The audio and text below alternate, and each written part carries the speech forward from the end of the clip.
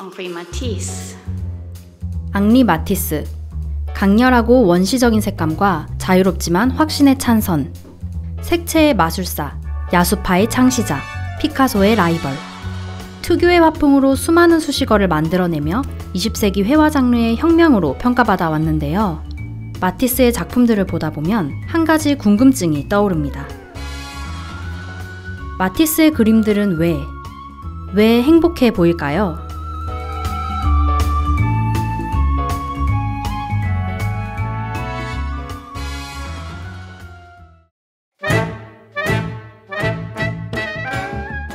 단순한 형태와 밝고 순수한 색감, 자유분방한 사람과 사물들. 마티스 작품에는 특유의 순수한 분위기가 있습니다. 이를 두고 사람들은 해피아트라 부르기도 하죠. 물론 작품 속에 행복을 그리는 건 아주 특별한 일은 아닙니다. 아주 오래전부터 많은 작가들이 작품 속에 기쁨과 환희를 담으려 노력했죠. 하지만 마티스가 살았던 시기와 장소를 떠올리면 이야기는 좀 달라집니다. 마티스는 2번의 세계대전을 모두 겪었는데요. 더군다나 전쟁의 중심지였던 프랑스에 살았죠. 실제로 마티스가 처음부터 행복한 그림을 그린 건 아니었습니다. 마티스는 프랑스의 부유한 곡물상인 집안에서 태어났는데요. 아버지를 비롯한 가족들은 마티스에게 변호사가 될 것을 바랐죠. 실제로 마티스는 법을 공부하고 법원에서 일하기도 했습니다. 하지만 20살이 되던 해 모든 것이 바뀌게 되죠. 마티스는 심한 맹장염을 앓게 됩니다. 수술 후 회복을 위해 병상에 누워있던 마티스에게 어머니는 지루하지 않도록 선물을 하나 가져다 주는데요. 다름 아닌 물감통. 후에 마티스는 이 선물들을 일종의 파라다이스였다고 말하죠. 자신이 직접 만들어내는 세계에 빠져든 마티스. 22살의 늦은 나이로 예술가의 꿈을 꾸게 됩니다. 하지만 아버지는 크게 반대했죠. 예대를 가기 위해 아버지의 지원이 필요했던 마티스는 긴 설득과 대화 끝에 허가를 얻어내는데요. 조건이 있었죠. 오직 클래식한 화풍을 그릴 것. 그렇지 않으면 등록금을 끊겠다. 실제로 마티스가 대학에 들어가 그린 초기작들을 보면 우리가 잘 알고 있는 그림체와 다릅니다. 아주 차분한 정물화들을 볼 수 있죠. 하지만 점차 마티스는 자신만의 화풍에 눈을 뜨게 됩니다. 특히나 빛과 색은 마티스의 상상력을 불러일으켰죠. 하루는 친구이자 예술가인 존 러셀을 찾아갑니다. 존 러셀은 이야기를 나누던 중 자신의 친구 작품을 마티스에게 보여주는데요. 거칠면서도 화려한 색감, 그리고 그 안에 담긴 특유의 분위기. 바로 반 고흐의 작품이었죠. 빛을 어떻게 볼 것인가? 또 어떻게 빛을 표현할 것인가? 반 고흐의 작품과의 만남은 마티스에게 아주 큰 영향을 줍니다.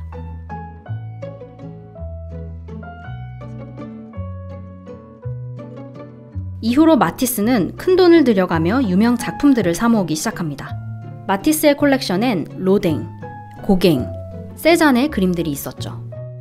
이 시기 마티스는 빚까지 져가며 작품을 사들였고 급기야는 파산 위기까지 내몰렸습니다.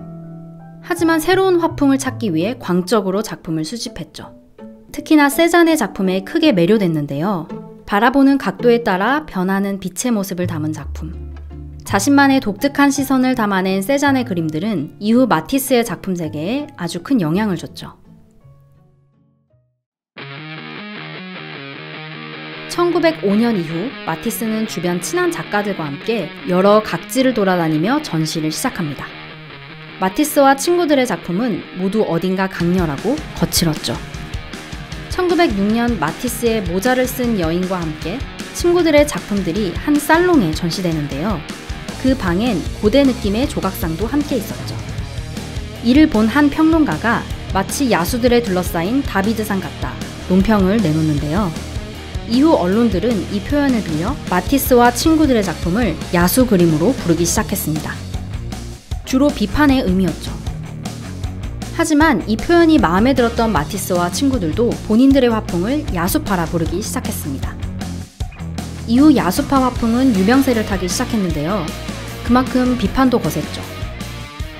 사회의 현실에 대한 깊은 생각은 결여되고 거짓스런 순수함만이 있다는 것. 하지만 마티스는 이런 비판에 굴하지 않았습니다. 그러면서 자신만의 밝고 순수한 색감과 행복을 그려내는 일에 매진하죠. 1906년엔 한 살롱 안에서 젊고 주목받는 예술가를 만나는데요. 바로 피카소였죠. 당시 피카소는 마티스보다 11살이나 어린 작가였지만 둘은 금세 강한 라이벌 구도로 성장합니다. 우선 둘 다 프랑스 태생이었고 정물, 여성의 얼굴 같은 비슷한 소재를 다뤘기 때문에 비교가 쉬웠죠. 또 둘 간의 차이도 선명했습니다.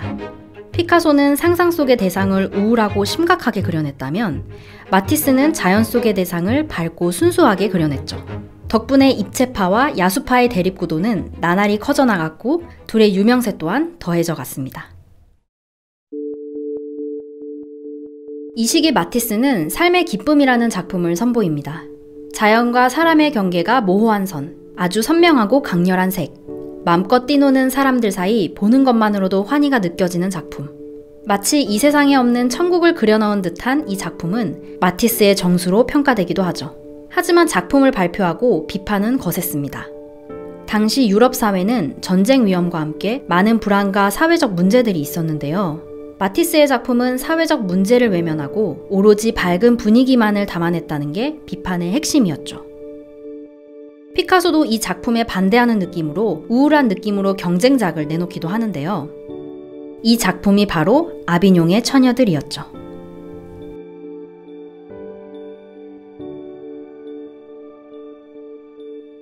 평단의 비판에도 마티스는 자신만의 개성을 고민합니다. 아프리카 등지를 여행하며 얻은 영감으로 이전보다 더 강렬한 작품들을 내놓기 시작했는데요. 1910년대를 전후로 마티스는 자신의 전성기를 맞이하죠. 하지만 이 시기 1차 세계대전이 발발합니다.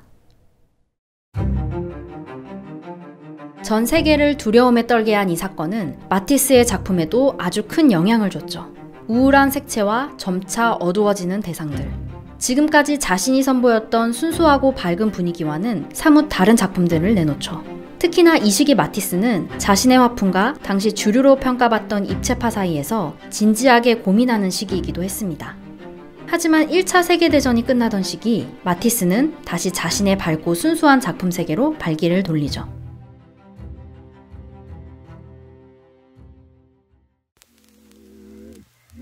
이후로는 이전보다 더 밝고 순수한 작품들을 고민합니다. 마티스의 작품 속에서 우울함을 찾아내는 건 더 어려워졌죠. 1940년대 세계는 또 한 번의 위기를 맞이합니다. 바로 2차 세계대전. 하지만 이 시기 마티스는 1차 세계대전 때와는 다르게 밝은 그림을 계속해서 그려나갔습니다. 사람들은 마티스가 의도적으로 사회 현실을 외면한다 비판했죠. 하지만 마티스는 자신이 처한 상황을 누구보다도 잘 알았습니다. 자신이 살던 파리는 함락됐고 프랑스를 점령한 나치는 독재를 위해 예술 활동에 직접적으로 관여했습니다. 히틀러는 특히나 반전통에 기초한 입체파와 야수파 같은 현대 작품들을 저질 작품으로 매도했는데요. 당시 마티스는 파리와는 거리가 있는 니스에 있었지만 파리가 함락당하자 주변 지인들은 마티스에게 프랑스를 떠날 것을 권유했습니다. 하지만 마티스는 프랑스를 떠나지 않았죠. 그리고 니스에서 자신만의 작품 활동을 고수해 나갔습니다.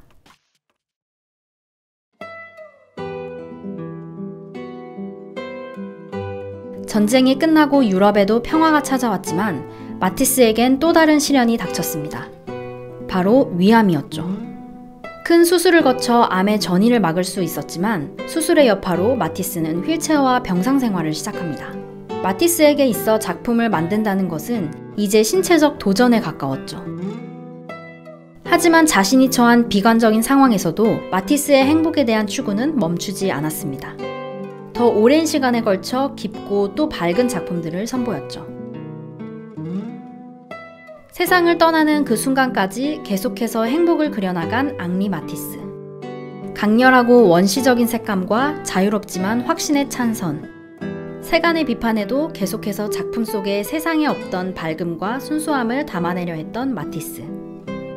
세상이 어둠을 맞이했을 때에도 우리에게 가장 중요한 것은 바로 행복이란 사실을 전하고자 했던 게 아닐까요?